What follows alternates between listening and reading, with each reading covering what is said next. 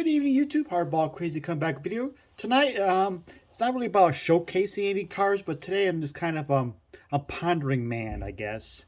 Just thinking about baseball immortality, things I pop in my head during the course of the day, being a baseball nerd, and just baseball thoughts and stuff. So I had one a week or so ago about baseball mentality, immortality. I'm sorry, and the fine line of baseball immortality. So I thought I'll share uh, example how the immortality can be so close to being an immortal, and so close to being just basically almost forgotten. I'm going to talk about in terms of today about no hitters. Being a pitching a no hitter in a Major League Baseball game doesn't guarantee you immortality. There's plenty of players you and I have never heard of or barely even know of that pitched a no hitter in Major League Baseball history. But if you do it in more historical context, you become kind of an immortal.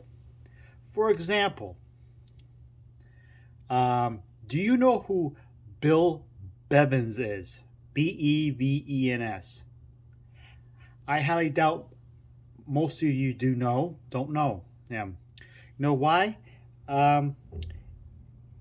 He was a New York Yankee pitcher from like 1943, 44 through 1947. In the 1947 World Series, I'm not sure exactly what game. I think it was a game 3-ish, I think maybe. Obviously, it wasn't game one. Wasn't a game one starter. He pitched 8 2/3 no-hit innings, and the last batter of the game, with those 8 2/3 innings, I would say he scattered 10 walks. Yes, he walked a lot. I think it was a World Series record 10 walks in the game. So going the ninth inning, he walked leadoff batter Carl Furillo. And he got to a 3-1 count on.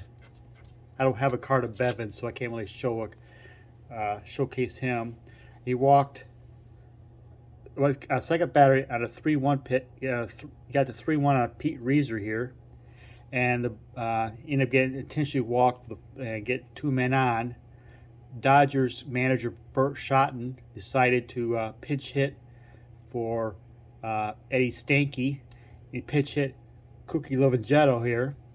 And on the second pitch of that bat, Lovingetto lined a two-run double off the wall, and ended up losing the game 3-2.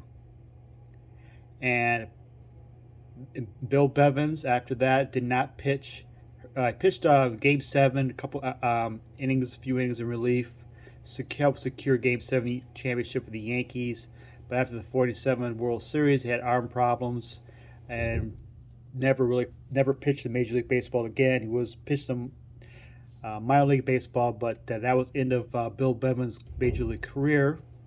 But what if he finished that no-hitter, even though he walked 10 and gave up a run? He would be a household name as being the first Major League pitcher ever to throw a no-hitter in World Series play. What if Don Larson never finished off his perfect game? Would he be remembered at all?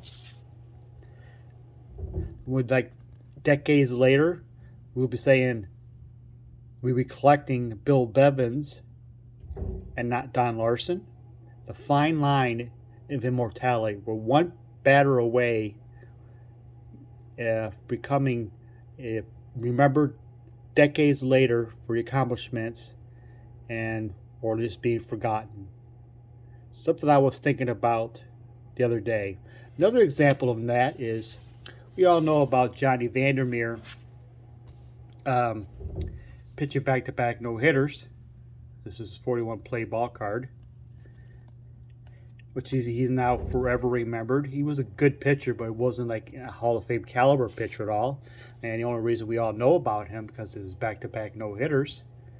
But did you remember guys in my era? Remember, of course, you remember the pitcher, Dave Stieb. Once in 1988, I believe it was. He went back-to-back starts He pitched 8 2/3 innings, no hit game. In both starts, he gave up a hit. So he was 2 batters away from tying Johnny Vandermeer's record of back-to-back no hitters. He was 1 out away twice, 2 games in a row. What if Dave Stieb actually finished that accomplishment? This $1, $2 rookie card all of a sudden becomes a what, $10, $15 card easily. People will be going after Dave Stieb cards more often. He'll have some notoriety, some accomplishments. Maybe he be in the Hall of Fame more so, say Jack Morris would. Jack Morris, he was a big game winner, but that '91 World Series against against John Smoltz, Game 7 of the World Series, that kind of put him really into the forefront of baseball minds in a historic game. Would have Dave Stieb completed the back-to-back no-hitters, would he be a Hall of Famer? If Jack Morris maybe lost that game to John Smoltz, would all of a sudden would he not be a Hall of Famer? I don't want to debate about who's worthy, who's not. Jack Morris, no, but just something to think about. The fine line of immortality. Vandermeer completed his no hitters. Dave Stieb didn't.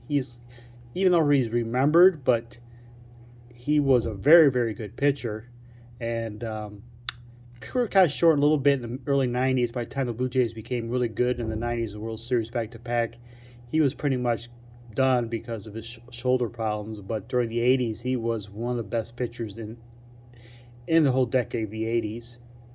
And Dave Stieb might have been remembered, and people will be going after this card. People say, "Oh, 1880 Topps was Ricky Henderson rookie card." People say, "Oh, Ricky Henderson and Dave Stieb rookie cards." And this card would be a lot more collectible. I think it's a great looking card, but just something to think. Excuse me, think about, and about the fine lines of immortality. How one batter away, one pitch, you become a legend, and one way, or just forgotten altogether another way. Anyways, that's all I'm video for tonight. Just be pondering. Thank you for watching. Y'all have a good night.